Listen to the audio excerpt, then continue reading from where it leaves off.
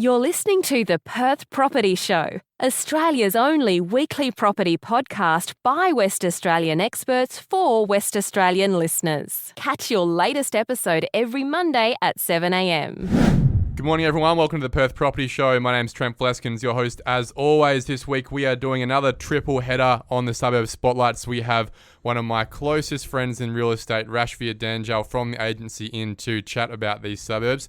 You'll know what they are. They're obviously listed on the episode name.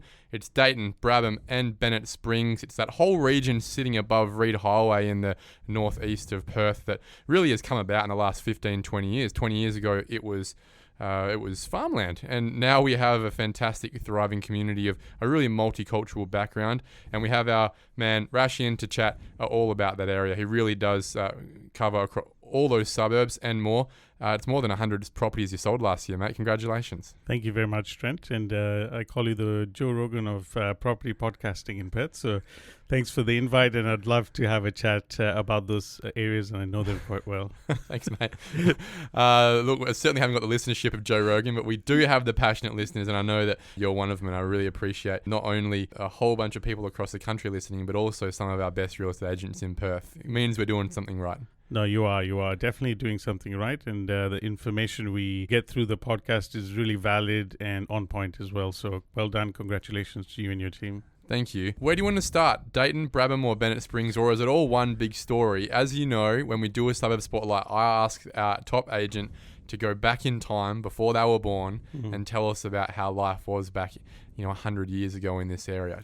I gave a little bit of a flavour. Can you please put some more detail behind what was going on 100 years ago? Yeah, let's kick off with Bennett Springs. So a lot of that land was probably farmland that just sat there, and I've seen a lot of old Italian ownership there. I used to buy eggs on where the Illuma estate is now, and there were a lot of owned by Italian farmers that buy the eggs, buy the vegetables that they grow in their backyard. So a lot of hobby farming, market garden sort of stuff. There's still a lot of big parcels of land in Bennett Springs as well, on the other side of Marshall Road, which I think Mirvac's got a master plan in place that they're looking to change that. How is Bennett Springs defined? You obviously got Reid Highway to the south. What other boundary roads do we have here? Yeah, so best way to describe it is Tonking Highway, Reid Highway, and Marshall Road. It's sandwiched between that, and then up to the old Lord Street as well.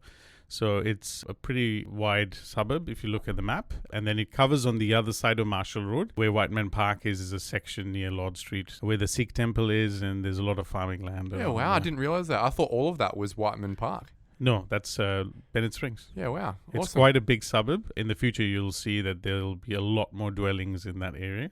And as you know, the Metronet's coming there, so there'll be a platform there that... Where will it be, specifically to the suburb? If you drive Marshall Road towards Dayton, you'll pass a Sikh temple on your left. It'll be further down towards Whiteman Park. So. Okay, pretty accessible there. And I'm sure that some of the way that the zoning is going to be created is going to have a bit more density around there. Yeah, there's been land sold a few years ago, I think potentially for a school there. There's a nice coffee shop there as well where people take their dogs out, and that's been gazetted for commercial as well. Bennett Springs has got a shopping centre. Yep. And it's the suburb you'd notice if you were heading out to Malaga, really, wouldn't it? Correct, You have a look that way. Yep. So they've got that amenity there. It's probably the oldest of the three we're going to talk about today, the others being Dayton and Brabham. How does that then switch over to Dayton? For me, if I think about the way that these three suburbs were released, it went Bennett Springs, and then eventually you started seeing those old farms, hobby acreages with the burnt out cars and trucks and all that started to get ripped up, and now Dayton existed, and then you head up Lord Street as that was improved, and then Brabham started to become a thing. Is that how it sort of rolled, and what are the differences? Yeah, very good way to explain it. I remember going to Bennett Springs Stage 1, which was near the Alton Road side in 2001. My uncle took me out there and said, I'm going to buy this piece of land here. And I said, where the hell are we standing? Who buys land in the middle of nowhere?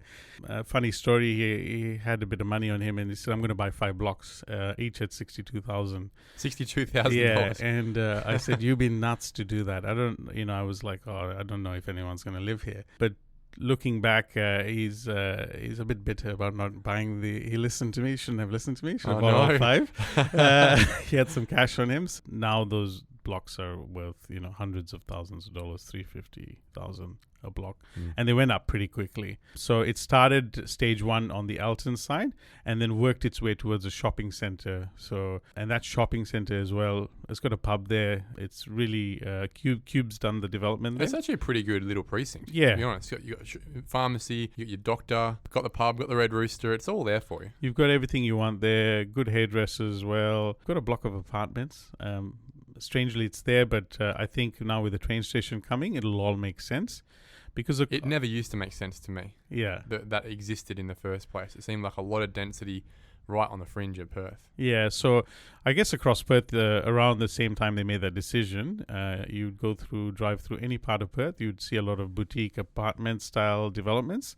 So I think the market at the time felt that there was a need for it. But as you know, the feasibilities for those don't work. There's another block next to it that's been gazetted for commercial as well. And there'll be a petrol station, perhaps a mechanics and other things coming up as well in that little precinct there. So there's already a DA in place for that, which is really exciting. They're talking about 450 square meters of commercial space. So the community is going to get more, which is amazing. That's all we want is more options locally. Well, more amenity means more demand, and when there's more demand and limited supply as this suburb finishes off, that's where prices can grow fundamentally within their own right. Yeah, and look, you got the Malaga train station that's going to be walking distance from those blocks of apartments. There's a church there across the road from Marshall, and currently that Hepburn Connection Road's been closed off because they're working on that train line. So Metronet's huge for us. We've been talking about it for years. We're really excited. Every time someone comes to my home open, I'm like, the train's coming, because we've been singing this song for a while. We're finally here. So. What are you paying for a house in Bennett Springs? So I most recently sold a 4x2 in the stage 1 section, which is the older side, for $625,000 for a 4x2. So if you want a larger family home 4x2, they used to sell for about a year ago for $500,000. You can't buy them now, and if I have anything to do with it, you'll be paying high fives to low sixes now. So okay, let's transition into Dayton. Yeah. How does that look? What's the difference in amenity? Difference is you get a lot newer home. Dayton's got a lot of smaller land development, lots of smaller estates through it. So, if you're buying a 4x2 in Dayton, currently you're also going to have to pay mid-fives plus for a decent one. It was a bit cheaper than Bennett Springs. A bit cheaper just because I think there's a lot of local friends and family that live in Bennett Springs that have been there for a while. The average ownership there is about 12 years. So, if my cousin lives down the road, I want to buy a house. It's got more community. You've got lots of ethnic groups. That's why a lot of these areas are doing quite well at the moment. You've got the Sikh temple there. You've got the Hindu temple on Marshall Road. You've got a Cambodian community center as well. You've got BB United, the Bosnians across the road. Correct, as well. From the shops in Bennett Springs. Yes. You've got nice amenities, nice community, local connections there. A lot of the times I find I get good prices because I'm selling to friends and family. That's right. Beachborough Eagles, the Cracovia club, the Polish club. Yes. So, there's a lot of that community stuff there, Bennett Springs is cousin to Beachborough, same postcode, just across the road. I'm quite bullish about this area for people that are looking to invest or buy. A lot of the investment properties that are coming out of the area for sale are getting snapped up by owner occupiers. So, let's transition to Brabham. Now, it's a little bit of a different story, Brabham, in terms of it's not next door. It's a little bit further up the road. If I was to get in my car and I didn't have GPS, how would I know how to get to Brabham from Dayton? It's further down the road. It's the next suburb up, basically. You just drive further up, and then you've got Whiteman Edge Shopping Centre. The community there is amazing. As an estate, I would say it's performed really well. It used to actually not get as much for the homes there, but recently we've seen a massive uptick. There's a great primary school there. Lifestyle's really good. It's on the edge of Swan Valley. It's been planned really well. Out of Dayton and Brabham, I think Brabham slightly planned better because you've had a better master plan for it. Yep. But Dayton's coming along really good. Now we can see the pieces sort of working themselves together. So when you talk about that master planning, what you're saying is that in Dayton, the suburb itself has been made up of a patchwork of smaller Correct. developments, smaller estates. Someone might buy 2 hectares here, another person buys 2 hectares there, and it all patches together. Correct. Whereas Brabham has really been bought out by a couple of larger companies buying much larger land holdings, and therefore they've got the opportunity to really master plan that out to really make sense as a suburb and as a whole. Is that what you're saying? That's what I'm saying. Yeah, so I think that's where Brabham has a bit of an edge for it, but it's a bit further out as well. So some people... Well, you're on the way to Ellenbrook. That's how you would explain Brabham, right? Correct, yeah.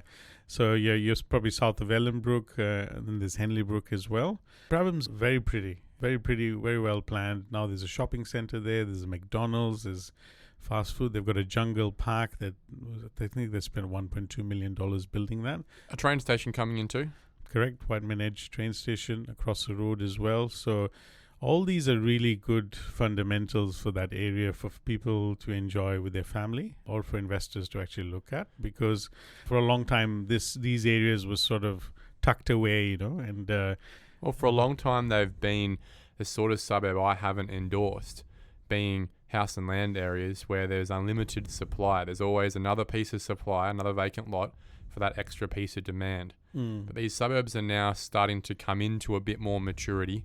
They are deemed really as infill suburbs because they are still rimmed by your Ellenbrooks, your Malagas, these sort of areas. So they're not right on the fringes now. They used to be, but they're not now.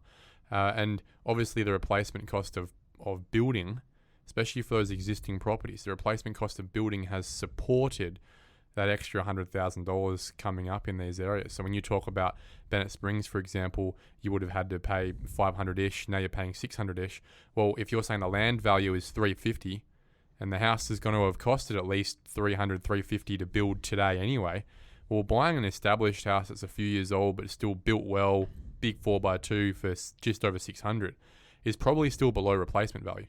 Oh yeah, that's why the price has gone up. We've had a lot of clients that have bought land off us, started the build process, and as you know, the cost of building keeps going up, material goes up, we've got a shortage of labor, and builders are really struggling at the moment to keep their doors open because of the clients are not building anymore. There's a lot of confusion in the market, so we're finding people are going, well, let's park that idea on the side and let's go and just buy an established one, which means the established homes are now, if they're presented really well, the work's done, great marketing strategies in place, there's no reason why you shouldn't get 5-6 offers on it, and then your home helps drive the prices in that market. That's how I look at it.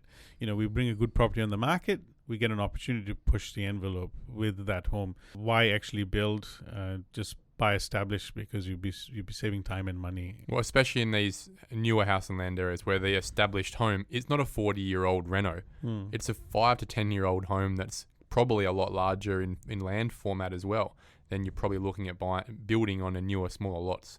So you're getting a bit of bang for your buck, and you're probably still within that time frame of needing a reno anyway. Let's talk to your demographics, especially those people that are buying and selling off you right now. And we escalate that by comparing between these 3 suburbs if there are any differences or if they're really quite homogenous. So if you want to, again, start at Bennett Springs, who's buying off you now and who's selling? Yeah, so the people that are buying, first home buyers, trying to get in the area. So it's a massive push for first home buyers. They've got some local community connections. There's a massive Afghani community, Iraqi community, Indian community, and now African community there as well. So we're finding that a lot of people are deciding to stay close to friends and family, and they're the ones that are trying to get in the suburb. There's places of worship pretty much in the suburb. So those are really fundamentally strong reasons why someone would decide to buy in that area. Mining workers as well, because the airport's really close. Malaga is really close. Midland, a lot of people who are working in the hospital or in that sector are also looking in there, and areas like Janebrook as well. So there's a lot of reasons to buy in the area. Who's selling? People are selling are actually looking to downsize or are moving to perhaps other areas as well. But I've seen people want to upgrade and sell to be in the same area as well. So a lot of people are making those decisions. My understanding of the original buyers of a lot of these suburbs, and I generalise because I'm talking about the house and land suburbs originally, you can probably throw Caversham in there as well. Mm-hmm. Young families with young kids. Yep. Getting into the schools. And a place like Bennett Springs especially, the kids are probably getting into high school now, aren't they? Yes. And it's 10 years later. Yep. Is that a lot of the sellers too? Is that, that young couple who bought when they were 25, and now they're 35, and they're going, look, we're just doing an upgrade now. We're going to move a bit closer to the high school we want to get into. Yeah. So we're seeing a lot of that. I think just as you mentioned that, I was thinking about 3 or 4 clients of mine that have sold in Dayton and Brabham and Bennett Springs that are moving into the Riverton area for high school. Is that the Indian Sri Lankan population? Yes, correct. And again, I hate to sound like I'm generalising, but it's so obvious you bring that up straight away. You speak to that cultural background in Dayton, Yes. Brabham, Bennett Springs. Well, we already know that a very high percentage of people that find Ross Moyne Senior High School very popular is that Indian Sri Lankan population as well. Correct. So they're not actually location based, they're more interested in the school. Yeah, so they buy that first home. They find that's a good entry level to get into a property in the first place. They highly value owning a home. And then the other thing they really highly value is educating their kids and giving them the best from that perspective. So you find that a lot of them are making those decisions based on that. I've seen some try to get into Bob Hawke and other schools around the town that they feel their kids will be well suited to. St. Andrews is another example as a private school, so a lot of kids that live there locally also go study there. There's a Montessori in Dayton as well. Families do that, they value their kids' education, so you're spot on. Any differences that you notice between the 3 suburbs in socioeconomics or sociodemographics? Or would you say they're quite similar? They're very, very similar. A lot of the younger couples are looking for Dayton and Brabham versus the old Bennett Springs, or they're trying to get into the new Bennett Springs, which is the Illuma estate. So some of them want the newer, better home, but it's on a smaller parcel of land. So they can't get everything. So they'll usually come and ask for the unicorn at the home opens. They want 500 square meters in there, but they don't have the budget. So potentially that's the difference. I think there's some people want to be in the new section. There's particular pockets they really like. So it just depends case to case. What's the cheapest thing I can buy in these suburbs right now? Maybe an apartment in Bennett Springs would be the cheapest, but nothing's cheap there now. There's not much unit options as well. But yeah, I'd say the apartment, I think I saw a sale at 270 odd. There's the Orchid Park side of Bennett Springs, which is the older one. There were a lot first home buyer style, low ceilings, good parcels of land. But yeah, you could probably pick something up in the high 4s, 4x2 in the high 4s. And that's the cheapest now. I don't see anything getting any cheaper than that. Maybe you get 450 to 480 range something, but yeah, it'd have to be pretty run down. Yeah, low spec. Yeah, and there's a lot of buyers, for example, in Bennett Springs at the 500,000 mark. I've got 500. Can you give me something? And if you look at the sales in the last 6 months, there hasn't been any sales at 500. There's been at 550 plus, or a few just under that. But that. A lot of people have that budget and they just can't find something. So there's a bit of a gap there for a product, yeah. How expensive has it got? What's the highest price that the suburbs have achieved? Dayton's had a recent 750,000 homes sold. We've sold something in Brabham in the 660 last year. Just sold something in Bennett Springs off market around the 670 range in the old part of Bennett Springs near the shopping center. Illuma Estates had a display home sell for 705,000. There's money there. People are ready to pay for the right home. If I have the right homes, I had a call from someone recently that said, I'm ready to pay up to $1 million for the right home in Bennett Springs. And I almost fell off my chair. But there are buyers there that are looking and they have the wealth and they want the right house and they're willing to pay. And a lot of them have cash. You've just referenced this really silly number, $1 million, in my perspective. And I'm sure you agree.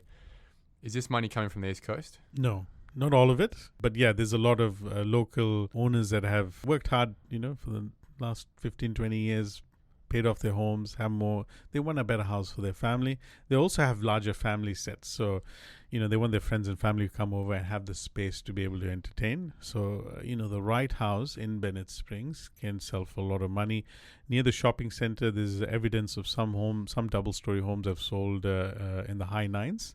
There's 2 particularly that have sold. They're in around 2014-ish, yeah. Are there any development opportunities? Now, it's house and land suburb areas. Most of these blocks have been snapped up by the large format land developers. I recognise that. But across these 3 suburbs, do you still see opportunities for someone to come in and split something up, put a commercial asset on there, or has it all really just been taken up now? No, there's definitely the opportunity. Like I mentioned earlier, there's the Bennett Springs Shopping Centre next to it. There's a site. Someone's doing a commercial development there. There's still some private ownership in Illuma Estate of some land parcels, which I bet they'll become blocks of land or home. But I just recently sold a $1.3 million Dayton 4,000 square meter site.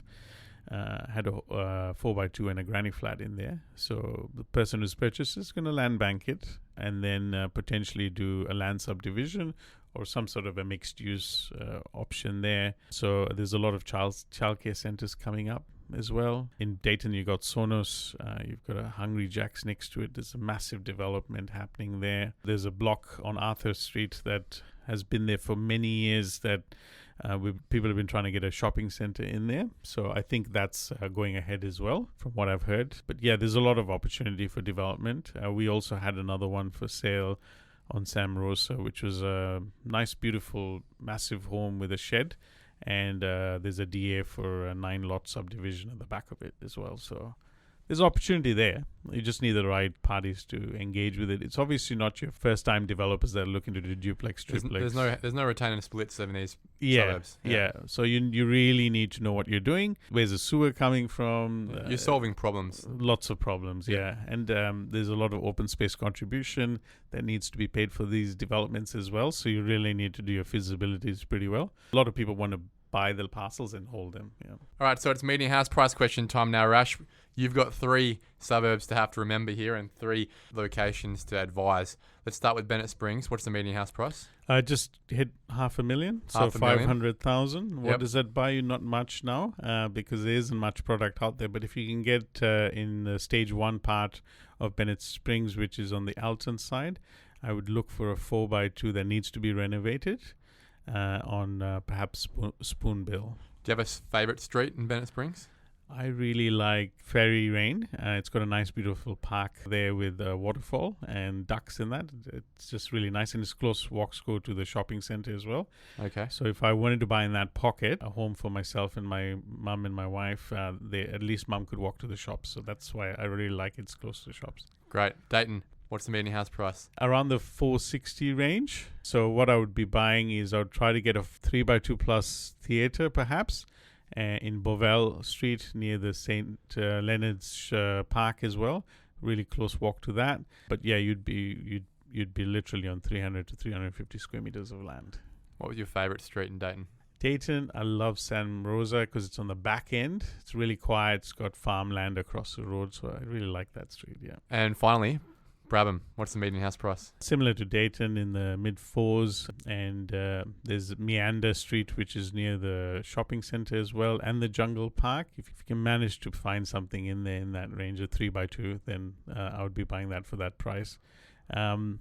Medium house prices are a funny one because there's a lot of land sales there. Yeah, it skews it quite a bit. Skews it quite a bit. You know, the math isn't quite right there. But if you want to buy in these areas, you need 500 plus thousand to have a chance to buy something decent enough. I love pointing out just how off the median house price data is.